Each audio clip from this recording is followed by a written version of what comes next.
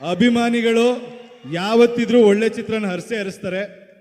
So ಸಾಕಷ್ಟು ಜನ ಕೇಳ್ತಾ ಇರ್ತಾರೆ ನನಗೆ ಬಂದು ಸಿನಿಮಾಲಿ ಹೊಸಬ್ರಿಗೆ ಲಾಂಚ್ ಮಾಡಿ ಅಥವಾ ಈವೆಂಟ್ ಮಾಡಿ ಅಂತ. ನಾನು ನಂಬೋದು ಒಂದೇ, ಈವೆಂಟಿಂದ ಅಟೆನ್ಷನ್ ಸಿಗ್ಬೋದು, ಬಟ್ ನಿಜವಾದ ಗೆಲುವು ಸಿಗೋದು ನಾವು ಬರ್ತೀವಿ ಅನ್ನೋದ್ರಿಂದಲ್ಲ, ನೀವು ಮಾಡೋ ಕೆಲಸದಿಂದ. ಸೊ ನನ್ನ ಇಂಡಸ್ಟ್ರಿಲಿ ಎಲ್ಲರಿಗೂ ಕೇಳ್ಕೊತೀನಿ, ಅಪ್ಗ್ರೇಡ್ ಆಗೋಣ, ಕೆಲಸ ಕಲಿಯೋಣ, ದೊಡ್ಡ ಗುರಿಗಳಿಟ್ಕೊಳ್ಳೋಣ, ಸ್ವಾಭಿಮಾನ ಬೆಳೆಸ್ಕೊಳ್ಳೋಣ.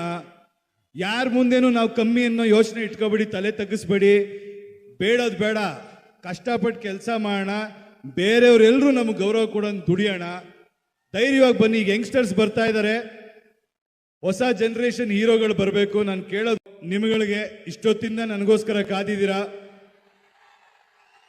ನನ್ನ ಅಭಿಮಾನಿಗಳಿಗೆ ನಾವು ಋಣ ಹೆಂಗ್ ತೀರಿಸ್ಬೇಕೋ ಗೊತ್ತಿಲ್ಲ.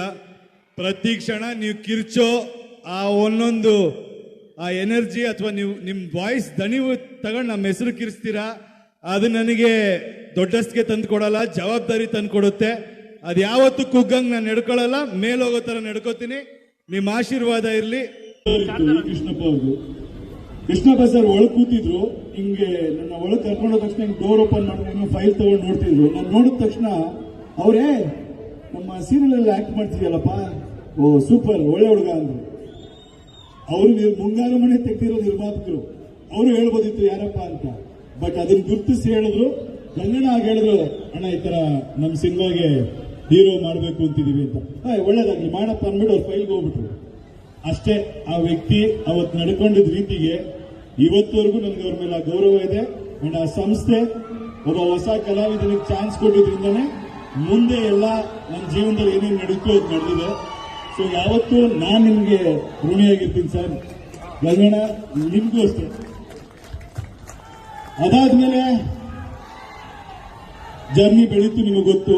ಬಟ್ ಇವತ್ತು ಈ ವೇದಿಕೆಗೆ ಬಂದಾಗ ನನಗೆ ನೋಡಿದಾಗ ಖುಷಿಯಾಗಿದ್ದೇನೆಂದ್ರೆ, ಮುರಳಿ ಮಾಸ್ಟರ್ ಇರ್ಬೋದು, ಹರಿ ಸರ್ ಇರ್ಬೋದು, ನಮ್ಮ ಎಡಿಟರ್ ಪ್ರಕಾಶ್ ಇರ್ಬೋದು, ಯೋಗರಾಜ್ ಭಟ್ ಸರ್ ಇರ್ಬೋದು, ಇವರೆಲ್ಲ ಅವ್ರ ಜೀವನದಲ್ಲಿ ಸಾಕಷ್ಟು ಸಲ ನನಗೋಸ್ಕರ ರಾತ್ರಿ ಹಗಲು ಕೆಲಸ ಮಾಡ್ತಾರೆ, ನಿದ್ದೆಗೆಟ್ಟು ಅವ್ರು ನನ್ನ ಬೆಳೆಸಿದ್ದಾರೆ ಅಂತ ಹೇಳಕ್ ಇಷ್ಟಪಡ್ತೀನಿ.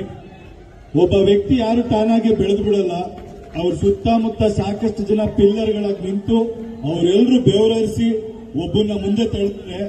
ಆ ತರ ತಳ್ಳಿ ನಿಂತಿರೋ ನಾನು. ಆದ್ರೆ ಅವ್ರ ತಳ್ಳಿ ನನಗೆ ಕೊಟ್ಟಿರೋ ಸಪೋರ್ಟ್ ಇಂದ ಜವಾಬ್ದಾರಿ ಇಟ್ಕೊಂಡು ಇನ್ನೂ ಮುಂದೆ ಹೋಗಿ ಅವರು ಖುಷಿ ಪಡೋಂತ ಕೆಲಸ ಮಾಡಬೇಕು ಅಂತ ಗುರಿ ಇಟ್ಕೊಂಡಿರೋ ನಾನು ಅಂತ ಹೇಳಕ್ ಇಷ್ಟಪಡ್ತೀನಿ.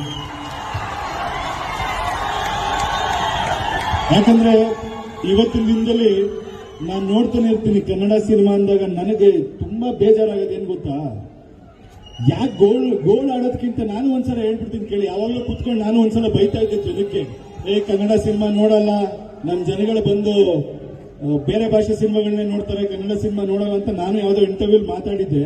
ಆಮೇಲೆ ಕೂತ್ಕೊಂಡು ಒಂದಿನ ನೋಡ್ತಿರ್ಬೇಕಾದ್ರೆ ನನಗೆ ಅನಿಸ್ತು, ನಮ್ಮ ಕೆಲಸ ನಾವು ಸರಿ ಮಾಡಿಕೊಂಡು ನಾವು ಒಳ್ಳೆ ಸಿನಿಮಾ ಕೊಟ್ರೆ ಕನ್ನಡಿಗರು ಯಾವತ್ತೂ ಕೈ ಬಿಟ್ಟಿಲ್ಲ.